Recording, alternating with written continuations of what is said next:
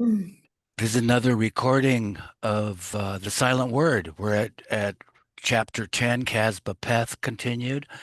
The names of the early companions were Sadashiv Patil, the landlord of the shop and court clerk, Vital Bokri, a fisherman, Babu, who later opened a bicycle shop and became known as Babu Cycle Walla, Bal Tumbat, coppersmith, Sailor, Merwan's boyhood friend, Abdul Ghani, a homeopathic doctor and honorary magistrate, or munsif, Bushev, Gustaji and his brother Slamson, Bailey J. Irani, Munshi Saheb, who was a PWD officer, Abdul Karim, Ramju Abdullah, a cloth merchant and amateur lawyer who became Baba's tool for making something straight and simple, tortuous and complicated. Merwan's brothers, Jamshed, who was now a telegraphist in Pune, and Jal, Ferdun, Naushir one driver, a school friend of Jal's, later called Padri, Rustum Gustad Irani, Syed Saheb, Arjun Supakar, a fisherman and a wrestler with a thunderous voice, and Merwan's favorite entertainer at this time. It needs to be Yes. rolled down. Needs to be rolled down. Oh, I, sorry. favorite entertainment. Arjun Superker. So, Arjun Supakar, a fisherman and a wrestler with a thunderous voice, and Merwan's favorite entertainer at this time. Vishnu Narayan Deorukhar, a college student. One nervous, one bar soap. Rustum Kaikushu Irani and his younger brother Adi, who was then going to Deccan College and used to come to the Sunday night gatherings. Sadashiv Patil, Vital Bokri, Bal Tumbat, Arjun, Vishnu, Babu, Munshi Saheb were Hindus. Ghani, Ramju, and Barsop were Mohammedans, and the rest were of the Zoroastrian community. There were many others, but time has obliterated their names. After about 3 years of the toddy shop doing a steady business, Merwan told Bua that they should close it, for he had other plans. They should now close it, for he had other plans. As it happened, the other toddy and liquor shops had determined to close them down by outbidding them at the next auctions of licenses. Soon after this, the workers in the Gandhi National Movement picketed these shops. These shops being the other shops doesn't. Yeah, hard to know which ones. Yeah, not clear. Maybe toddy Probably, shops. probably the other ones because they were left, right? They were outbid. Merwans were outbid. Merwan went to Sakori for his last and longest stay with Maharaj.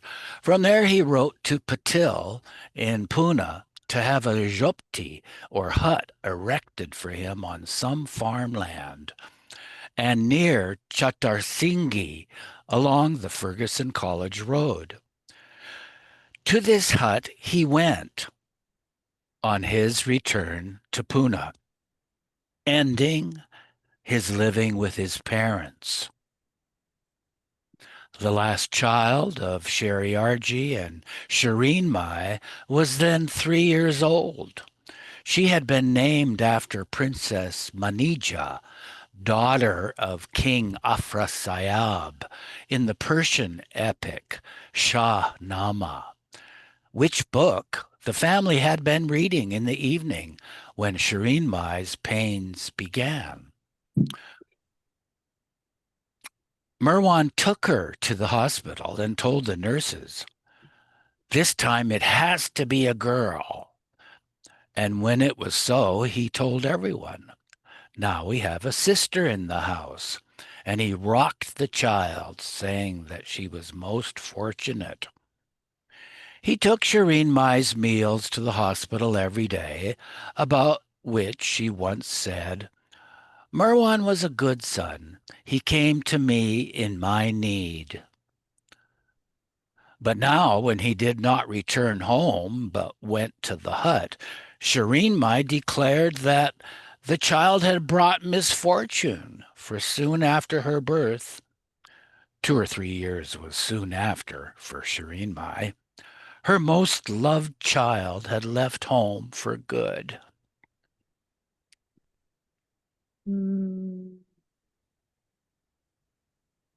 Oh, okay. Mahu, you want to read?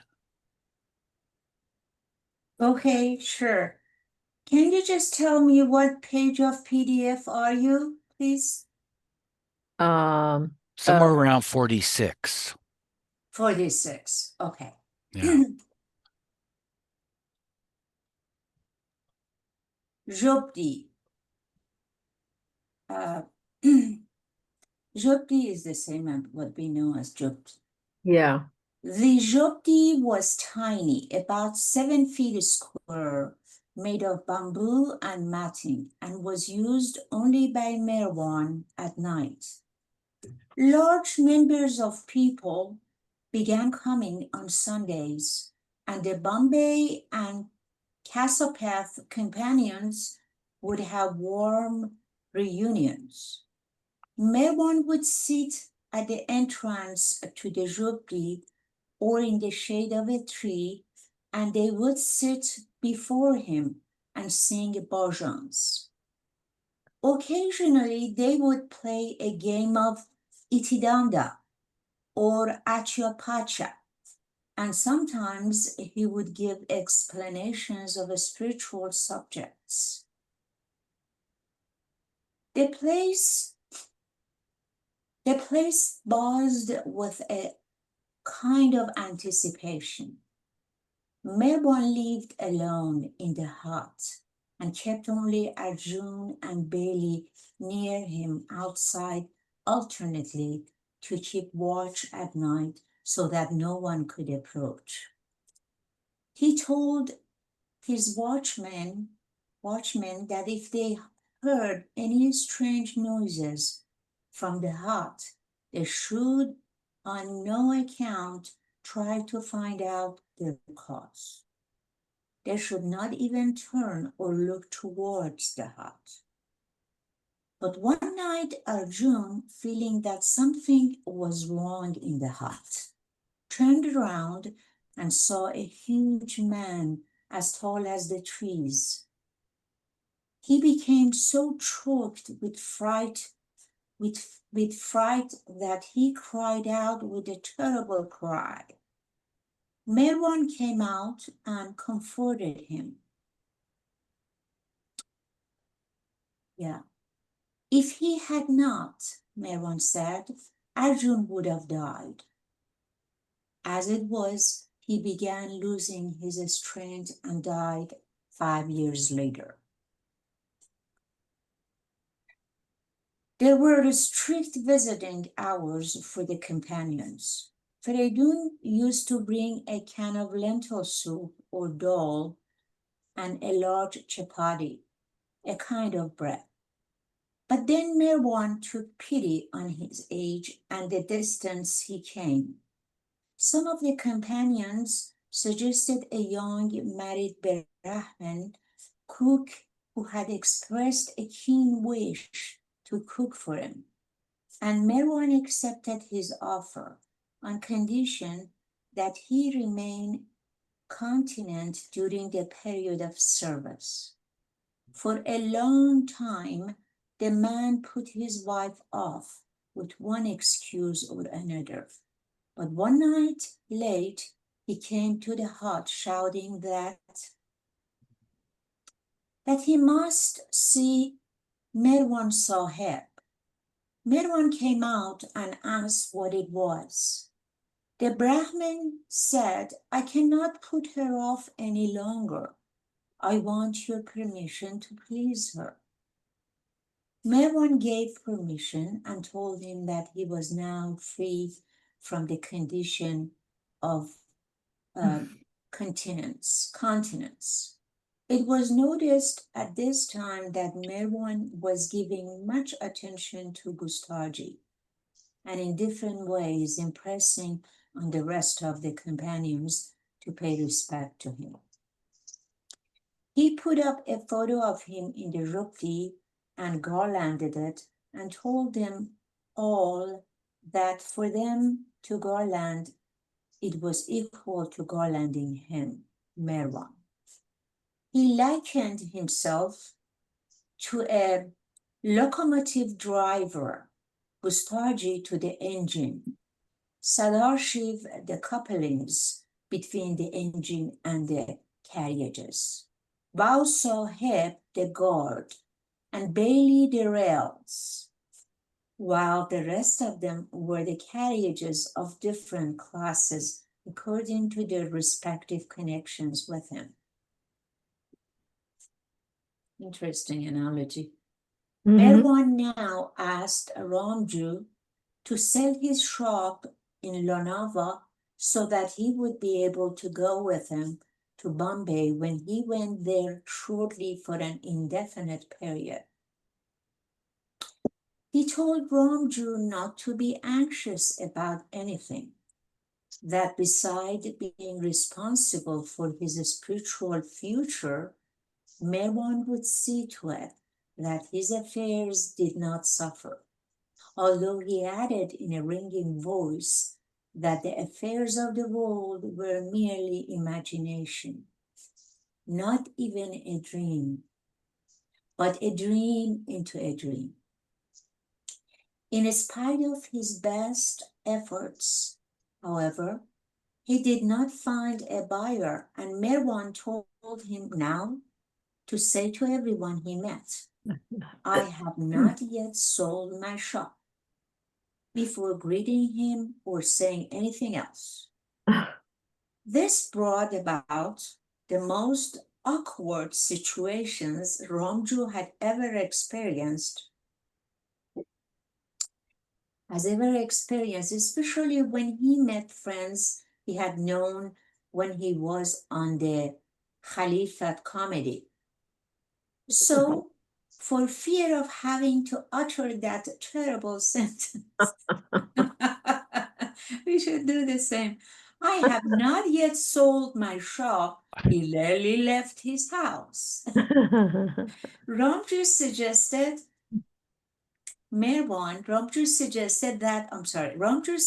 that he try to dispose of the place by lottery, to which Merwan acquiesced, maybe agreed, and at the same time, to Ramju's utter relief, canceled the first order. But it turned out to be merely a replacement of one evil by another.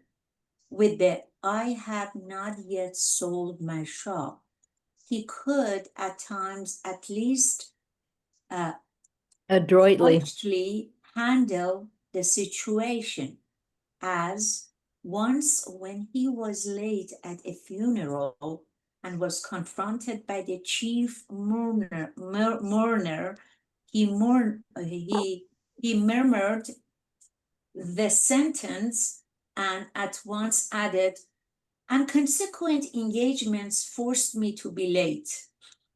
But this I think it should be awkward. Oh, this hawking of lottery tickets, his relatives and friends thought he has gone quite mad. Merwan insisted that he finish up the matter soon. For some time now, Osman, the same who had introduced Ramju to Merwan, had been on the verge of revolt. Somehow his faith had been shaken.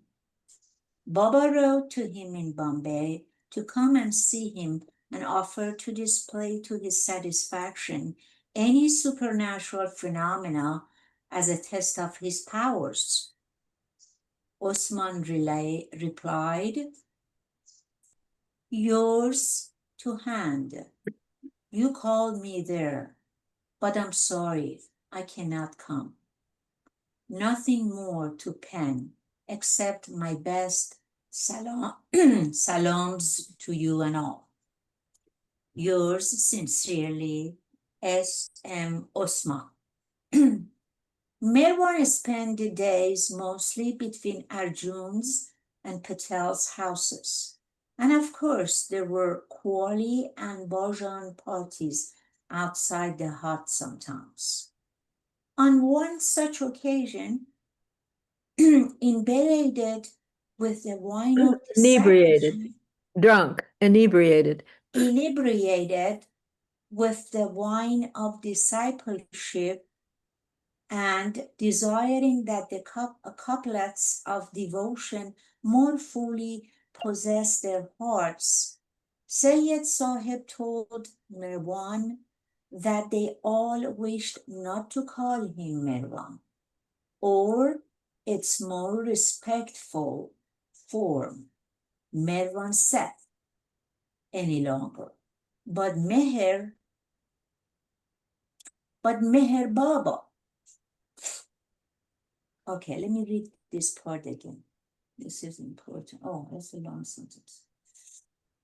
He accepted the name and shortly after called them together and told them that soon he would leave the hut and go out on the roads, and each must make a decision whether he would go with him and obey him in all things. All but a few who had family responsibilities elected to go. It should be mentioned here that although the name Meher Baba has been translated by some writers as compassionate father, all through his life, Baba never liked, all through life, Baba never liked being called father.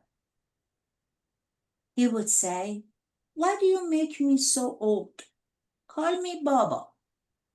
Baba has many shades of meaning of respect and intimacy, and it is certain that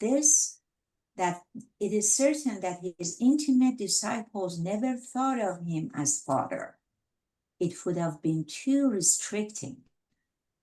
Even when they took their troubles to him, it was not to a father.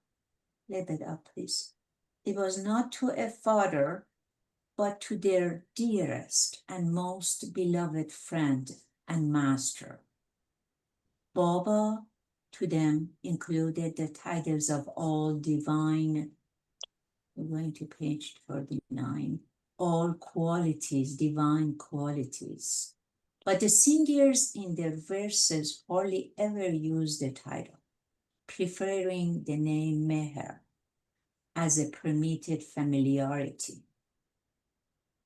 On 15th May, Baba took the companions to Sakuri to celebrate Upasni Maharaj's birthday in a grand way. He was the first to do this, but afterwards, every year, Maharaj's disciples kept the date fittingly. They all assembled at Sadashiv Patel's place, and while Baba was giving them a song, Romju suddenly went down with fever. Noticing his trembling and dazed condition, Baba called him over and asked asked what was wrong with him. Romju said he couldn't make it out. A few minutes earlier, he was quite all right. Now he was like this. Baba told doctor to feel his pulse, and doctor said he had fever. Baba made him lie down and covered him with a heavy blanket, and telling him not to move, took up the song again. Wow. The chills ceased, but the heat became alarming, and he wanting to throw off the blanket, but Baba had told him not to move. Suddenly he got the idea that he was dying. Conflicting emotions surged through his mind. Pictures of his wife and relatives on the one side floated through his mind, while on the other, he could hear every syllable Baba was singing, for it was a ghazal he knew well. Fana Casey, Baga Casey. His feet became lifeless, and this lifelessness gradually crept up to his waist, then up and up until his whole body was dead, except his eyes. After some time, the blanket was removed, and he was being helped to sit up, and Baba was giving him a drink and lovingly patting him. They went to the station and boarded the train, and Merwan, after making Romju comfortable, told him, "Stop your mental film." When he woke up in the Oops, sorry. rolling up, Yeah. in the morning, in the morning, the fever was gone, but Merwan did not allow him to walk the 9 miles from Chitali to the ashram with the others, but sent him in a tanga. For most of the companions, this was their first visit to the ashram.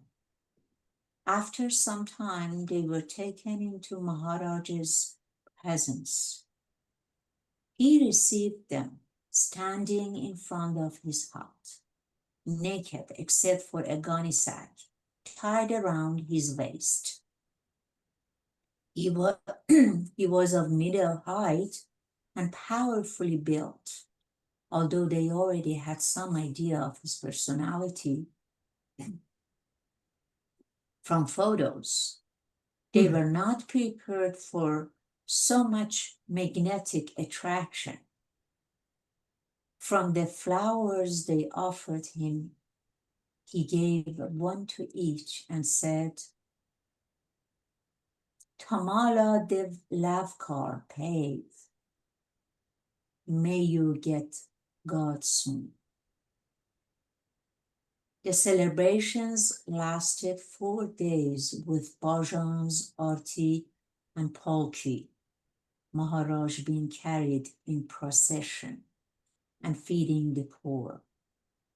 Maharaj gave lengthy interviews and explained divine things in loving and fascinating terms. During one of these talks, he said to them, "Listen most carefully to what I am going to tell you. I have given Mervan the key to what I had, and you all should stick to him and do whatever he tells you. By God's grace, you will soon reach the goal."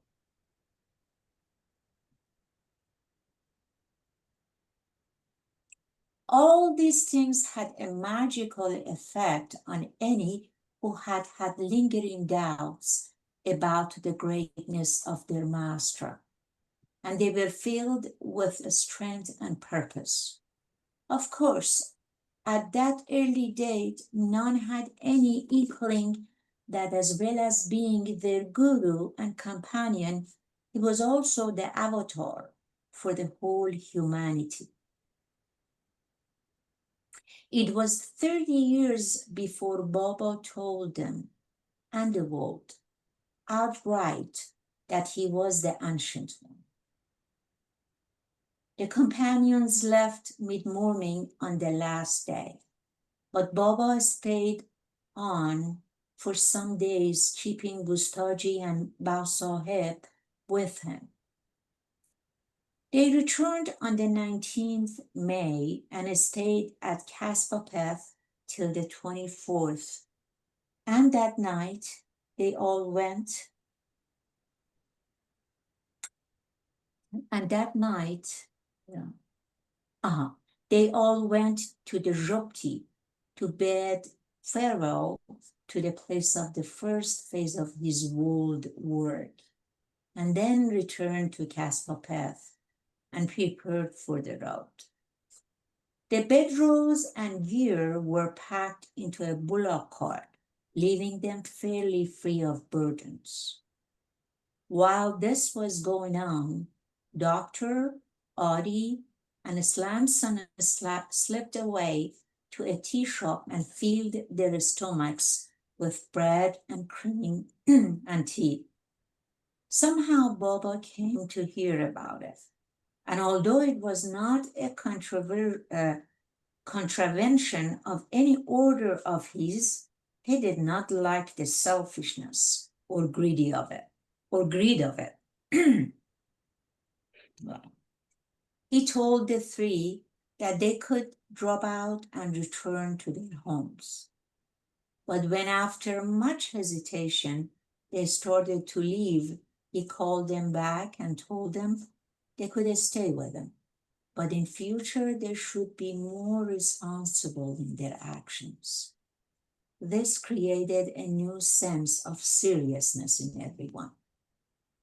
We're rolling. Oh, I just wanted to say, when we see Chapter 12, Mani and Shariarji, and Shariarji's ruin and release.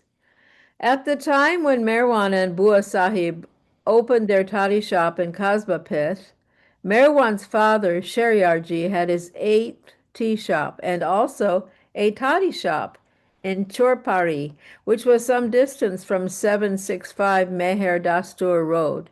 But although he was 68 years now, he walked both ways every day. Mani, his daughter, remembers as a small child watching for his coming in the evening. When he came in sight, I would call out, "Baba, Kauko, Leo K, have you brought me something to eat?" And he would shout back, "Leo, have brought." Sometimes he would pretend that he had forgotten. Often it would be bananas, of which I was very fond. Sometimes he would bring sweets for all the children about in the street. Even after a day's work and the walk home, he would tell me stories before I was put to bed. One evening he was cleaning a big fish in the backyard, and I was watching him and remarked how rough the skin was.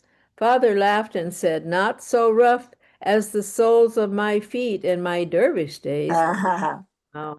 When I was a little older, he would tell me a little about those days, and also about the persecution in Iran of the community by the Mohammedans, which had brought Mother's parents, Dorab and Golandun, to India.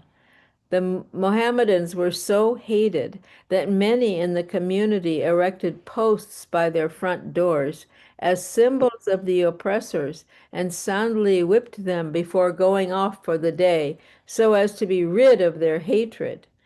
Father always used to take me with him to the community dinners, and so respected was he that all the community frowned upon Merwan's way of living, and especially his attachment to that Mohammedan saint, who who was Babajan, right? Was it?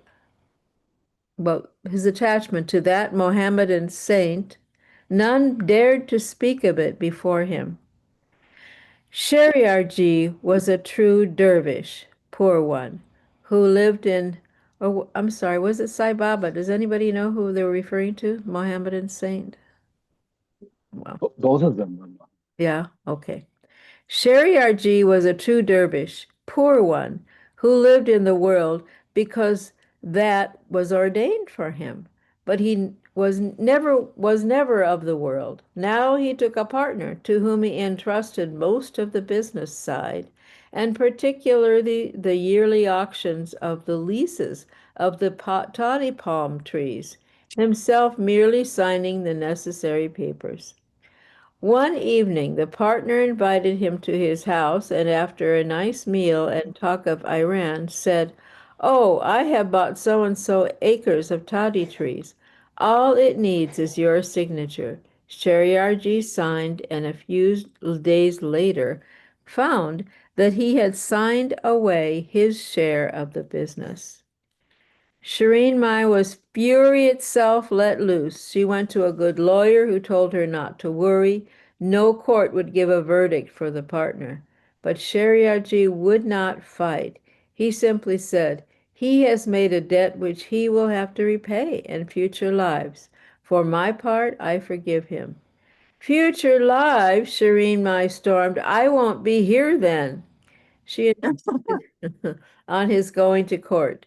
The lawyer primed him on what to say. Shariarji said, "Yes, yes, done, yes, done," in parentheses, "God, God." Shireen Mai said, "Are you listening?" "Yes, of course. Yes, done, yes, done." In court, he agreed to everything the partner's lawyer said. Shireen appealed, but the same thing occurred. Shireen Mai was crushed. She had to sell her gold ornaments to pay for the case, and now with the loss of position in the community, she had to bear its increasing hostility to Merwan. Bravely, she would dress in her best and go out into the streets, or to a cinema where she would buy the best seats to show the people that she was not to be beaten. And whenever she met gossip, her shark tongue gave more than she received. Yet there was a certain queenliness about her, as though she knew that her son was a king, and one day would come into his own. All right, next chapter. Next reader. I wanted to say something about, yes, Babajan was Muslim, and so is Tajuddin Baba. And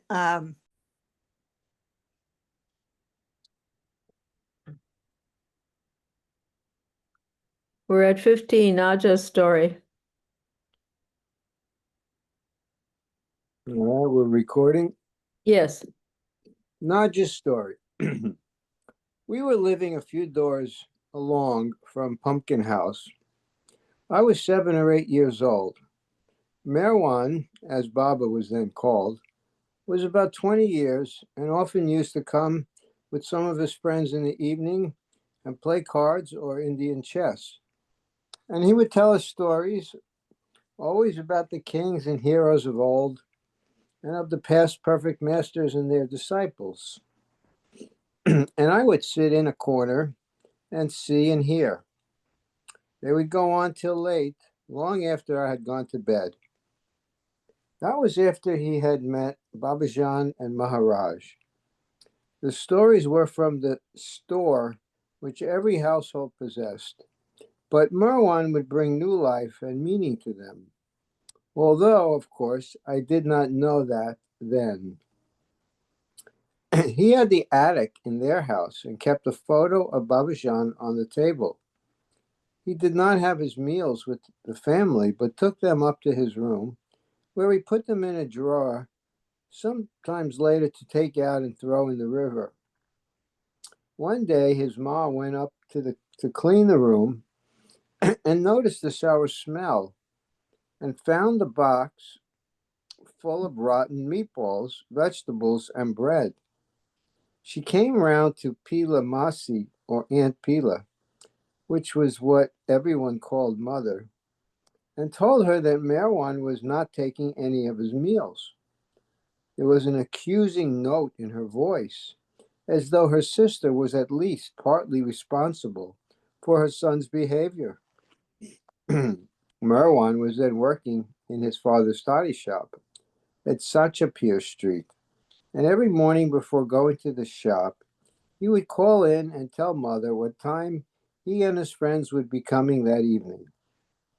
In those days, Baba used to compose songs in Gujarati, Urdu, and Persian, and sing them in a very melodious voice. He would get the customers into a back room and get them singing bhajans. We used to observe that his friends had great respect for him and what he decided they would agree to. Even people that did not know him would, when addressing him, add the respectful Seth to his name. They knew that he was not of the world, but was in the spiritual line, and they would bring their private difficulties to him and take his advice. Those were the days when he used to visit Upasni and stay with him. Always before he set off for Sakori, he would come first to Pila and tell her he was going. And when he returned, he would tell her. He never told Shrinmai these things.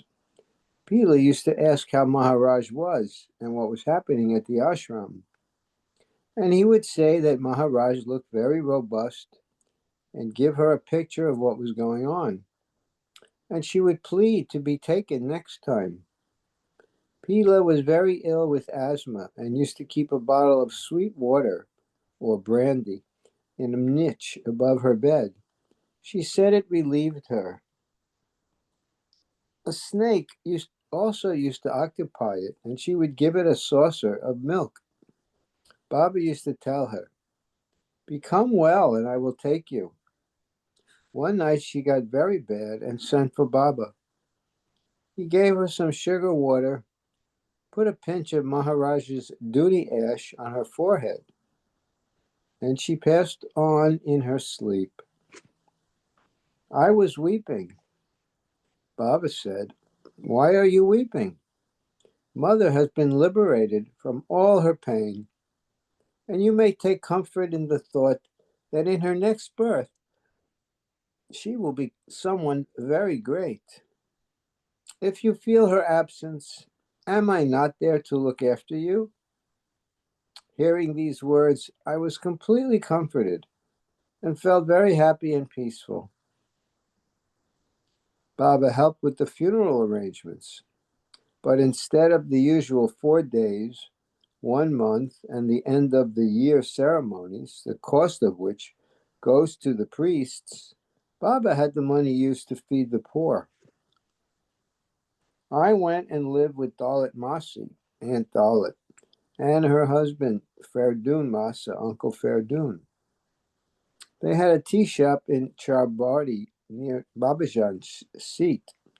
This was at the time when Baba had the toddy shop in Cosmopeth. He paid daily visits to the house for a while and then changed to visiting the shop between 9 and 10 in the morning and taking a little scalded cream. He did not eat anything else. Every Thursday and Sunday morning at 4 o'clock, Arti was performed at Cosmopeth, and Baba distributed prasad of sweets, which Dalit Masi had made. The arrangements for these gatherings were given to Gustaji to fit in between his watch with Babajan and his shop duties, which meant that on those mornings, as soon as the prasad was distributed, he had to hurry off to give Babajan tea at 5. The numbers who came increased, not for the arti, Gustaji said, but for the sweets. Dalit and Ferdun, who were both very good cooks, also used to prepare most of the feasts which Baba gave the companions. Except when he was at Sakori, Baba used to go to Babajan every night without fail. Gossip made much of the toddy seller visiting the Mohammedan saint. Liquor is prohibited to Muslims. Baba had a hut built on Ferguson College Road, and after his last stay with Maharaj, moved into it, and the companions used to go to him every evening. He had one meal a day of dal and chapatis, freshly prepared by Dalit and taken by Ferdun on a bicycle. Then one day with the companions, he left Pune on foot and went to Bombay. You know what? These chapters are so short. Let me read one more page, and then Diane can read maybe even 2 chapters. How long do we go on? Half an hour more? Yeah, well, it's only a one-page chapter. Okay. Next 2, pretty much. Abdul Ghani's story. I first came to know Marwan at school and college. Then he abruptly left college, and we did not meet again for 6 years. In the meantime, I had established a homeopathic practice in Bombay and used to come to Pune now and again to see friends and relations. The friends used to gather in the evenings at the house of Munshi Abdul Rahim, storekeeper, Public Works Department, to indulge in a feast of reason and the flow of soul. And I was always welcome and enjoyed that sort of thing immensely. One evening, Marwan was there.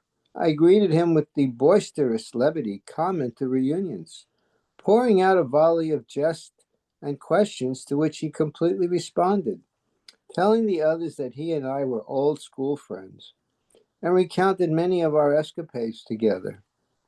Our host, Munshiji, frowned on my making so free with Marwan and quoted an old saying, "A friend of the past is always an awkward customer, alas." And despite Marwan's response, I instinctively knew that things would be different now between us. It was evident that he was held in deep regard and reverence by all there. At the end of the evening, we parted with Marwan's silent invitation to me to see more of him. I set myself furiously to the task of finding out who was this Marwan to whom others gave such respect, and learnt of his meeting with the Lady Saint Hazrat Brabazon, which was the reason for his suddenly leaving college, and of his subsequent years with Upasni Maharaj. Consequently, I was astonished and overwhelmed when Marwan used to invite me to the Irani tea shop opposite Babajan's seat and initiate discussion on topics of interest, particularly politics, seeking my opinion on such burning matters as the common cause which the Caliphate movement and the Indian Congress had made, and listening with the greatest attention to my arguments. Okay. Okay. Chapter 15, Baidul. There was a young Irani of Jafrabad who was drawn to the country and city where the Avatar had taken birth, and had left his wife and small children and come to Pune, where he got a job in the tea shop where Gustaji used to get Babajan's morning tea. He was a big-boned man, heavy-handed and slow-footed, as if through generations of following the plow. He was also inquisitive, and it was not long before he asked Gustaji about the saint to whom he took tea every morning. Gustaji told him, and he went and took her darshan. Gustaji also told him about Meher Baba, who was the master of masters, and he should lose no time in having his darshan because he would be leaving Pune soon. The young Irani could hardly wait until the proprietor of the shop came, and then went straight to Kasbapet. When he arrived, Adi was playing a sitar, and the Irani, bowing to him, asked, "Did Meher Baba live here?" But because of his very limited Hindustani, the only words the boy could understand were Meher Baba, and thinking that he was being thus addressed, became nervous and went upstairs and told Baba, who had the Irani called, and spoke to him in his own dialect and told him that he would be leaving Pune soon with his companions and that he should leave his job in the tea shop and go with him wherever he went. And he went with him for the rest of his life. Later, Baba sent for his family and looked after them, and they grew up in his love. The name he gave was Rustam Jufrabadi Irani, but later Baba changed it to Baidul. He was stubborn and shrewd, with great physical endurance. He was almost insensitive to pain. He once cured himself of piles by squatting over a Right. charcoal fire and burning them out. He had an unerring sense of direction even at night in both country and city, a gift that was to be of immeasurable value later on when Baba went out in search of his lovers hidden in the bazaars of cities and in remote places to fill their cups with the wine of the new dispensation and listen to their heart songs, which were to become the folk songs of the new humanity. Leslie, you're muted. You're still muted.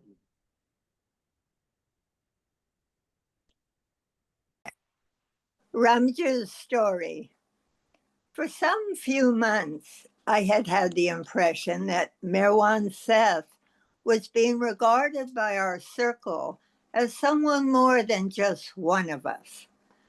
Not only was he being addressed by the respectful title Seth, Merwan Seth, but his words were being received with a new attentiveness. That was in the beginning of 1922. For myself, I had wanted to ask him for his advice on my affairs. But in spite of his being at the houses of my friends, Dr. Ghani and Usman in Bombay, nearly every time I visited him, I had not been able to speak with him alone. Then one evening in Lanavla, Usman told me, I need more words. Scroll, please. Usman told me about a pleasure trip that had been arranged from Bombay to Manva. Merwan would be going, and Usman invited me to go with him. I told him it didn't suit me, but I eventually agreed to go with him. As soon as the train arrived at Victoria Terminus, we went straight to the docks, and no sooner had we boarded the launch than it cast its moorings and steamed off.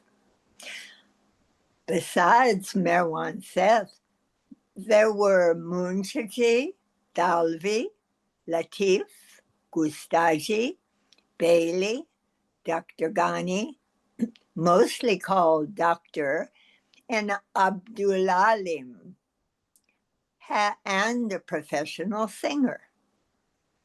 We soon did justice to the puris, bhajjas, and other pastries, and were chit-chatting and joking when Merwan Seth drew our attention to the panoramic view of the city, pointing out its many towers and domes and factory chimneys set back from the calm waters in bright sunshine, and musing on its greatness. Suddenly, he posed the question, was the city great in itself, or was it the seer who made it great? A lively discussion ensued, with Merwan Seth adding new points and creating such an atmosphere that it was as though we were entering a wonderful new life. Then he drew our attention to the eye. that a small thing could contain so much. After an hour or so, the launch stopped and dropped anchor, and we went ashore in a small boat. And after a few miles' walk, we arrived at Dalvi's bungalow, where we made ourselves comfortable. It was time for the evening prayer, so I left the house unobserved and, finding a place behind some rocks, performed it. When I returned, Merwan Seth was in an irritable mood. He said, "We come for an outing together and some go off strolling and one goes off to say his prayers." The setting and the way he said it stirred something deep in me. After supper, the singer began tuning his sitar, and the songs he sang seemed to have a new depth of meaning. Abdulalim began to weep and dance. Latif kept on asking Merwan to command the snakes to come out of the jungle and dance. This was my first definite hint that Merwan was something more than an ordinary man. Another evening, when all of us were seated around him at Munchaji's house in Charney Road, Merwan asked one in turn to tell about his worldly affairs, whether there were any obstacles or difficulties in his way. Although this was the moment I had been waiting for, now that it had come, I hoped he would not call me to speak then, but see me privately sometime. Each unburdened himself of his troubles, and I was the last. But Merwan didn't ask me to say anything. Usman, noticing this, called his attention to it. But Merwan said he would see me the next day, since I would be on the same train that he was taking to Pune. Merwan, Dr.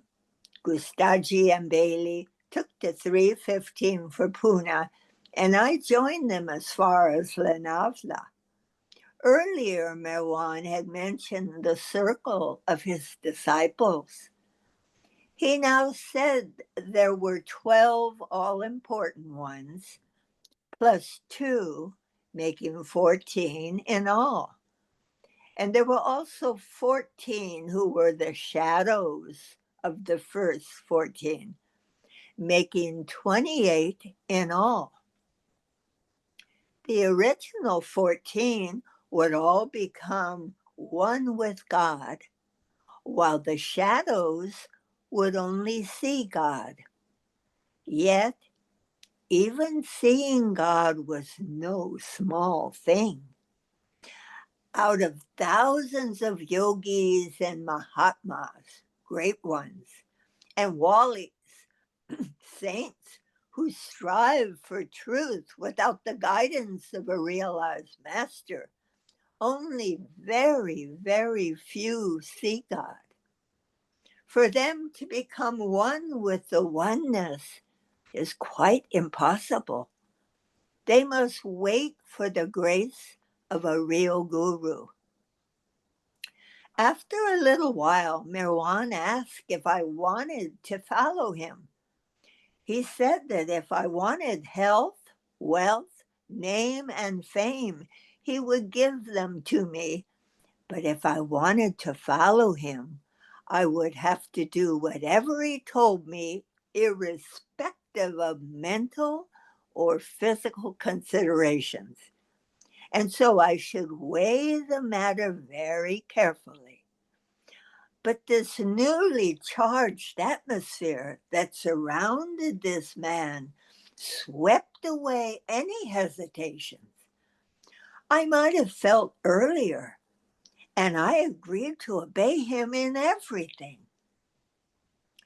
Merwan now questioned me about my affairs. Upon learning about my public activities in the Caliphate movement, he asked me to resign immediately and said that after I had done that, he would give me further instructions.